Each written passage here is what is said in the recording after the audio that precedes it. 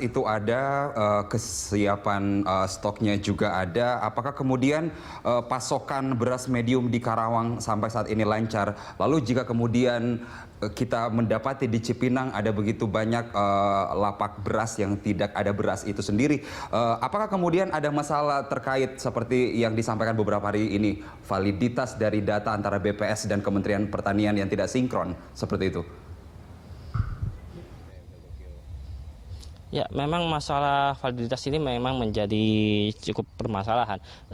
Terkait dengan masalah mafia beras ini, dari pedagang beras yang ada di Cipinang membela diri bahwa ini terdapat selisih harga, dikarenakan memang selisih harga itu cukup wajar antara harga di pasar induk beras Cipinang, karena ini masih termasuk biaya transportasi ya, dari sentra produksi beras seperti di Karawang ini dengan pasar induk beras di Cipinang, sehingga mereka membela diri bahwa adanya selisih harga ini bukan sesuatu yang patut dicurigai atau tidak ada permainan mafia, tetapi itu karena masalah biaya distribusi.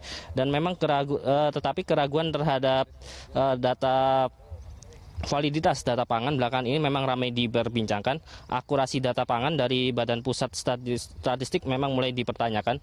Namun BPS melempar bola panas data pangan itu kepada Kementerian Pertanian yang dinilai memberikan data mentah, sehingga ini menimbulkan permasalahan baru. Keraguan sejumlah kalangan terhadap validitas data pangan belakangan ini ramai diperbincangkan. Akurasi data pangan dari Badan Pusat Statistik mulai dipertanyakan. Namun, BPS melempar bola panas data pangan itu kepada Kementerian Pertanian yang dinilai memberikan data mentah. Menanggapi hal itu, Kementerian Pertanian membantah tudingan BPS. Pasalnya, data-data pertanian itu dikeluarkan Dinas Pertanian Daerah, bukan Kementerian Pertanian. Kementerian Pertanian menjamin semua data pangan yang masuk ke BPS telah divalidasi dan dilakukan dengan alat bukti yang bisa dipertanggungjawabkan. Pada titik saat itu, paling tidak bisa diterima oleh mereka argumennya. Gitu dong. Karena begini loh, kalau saya bilang, luas tanam saya, katakanlah di satu tempat yang normalnya hanya 3.000, tiba-tiba saya bilang 10.000 gitu, langsung ditendang sama sistem, nggak ke bawah Pak. Jadi gini, pada zaman dulu 5 tahun juga masih terengah-engah gitu ya, kira-kira ya. Tapi kan Pak, supirnya beda sekarang Pak, katanya. Formula apa? Mobilnya bisa cc-nya sama katanya kan, kata Pak Menteri kan. Tapi cara nyetirnya nih katanya. Tapi saya pikir gini, saya ingin sampaikan, sebenarnya Pak Jamal saya koreksi, untuk padi tidak hanya produktivitas pun naik Pak, dari 51,28 menjadi 52,9. Jadi dua-duanya naik Pak, luas arealnya juga naik. Meski demikian, Kementerian Pertanian mengaku telah melakukan sejumlah upaya untuk memperbaiki data pangan. Bahkan, Kementerian Pertanian telah mengucurkan dana 49 miliar rupiah untuk memperbaiki data pangan sepanjang tahun ini. Upaya perbaikan itu antara lain pelatihan terhadap tenaga-tenaga survei mulai dari tingkat kabupaten hingga provinsi, membelikan alat ubinan padi dan alat-alat pendukung lainnya, hingga menambah honor dan melakukan sejumlah kegiatan yang sifatnya penyegaran bagi petugas di lapangan.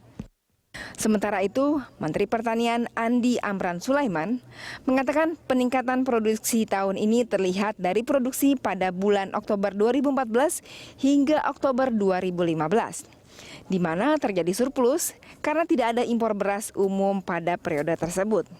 1 tahun kita tidak impor, ya kan? Kemudian ini kan El Nino. El Nino ini adalah terbesar. Itu intensitasnya 2,35 sampai dengan hari ini.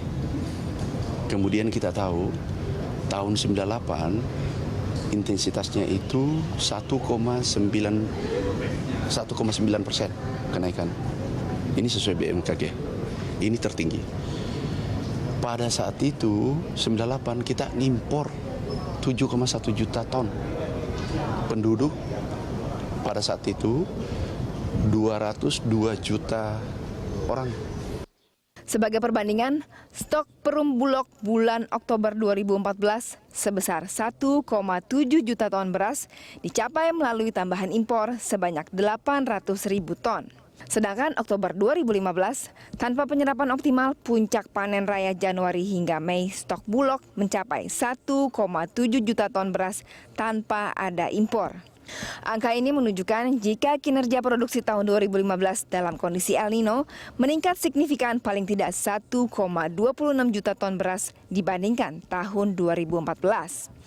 Bila tahun ini produksi tidak meningkat, Amran memperkirakan akan ada potensi impor beras sebesar 9 juta ton bila dibandingkan kondisi tahun 1998, di mana saat itu Indonesia mengimpor 7,1 juta ton akibat dampak El Nino.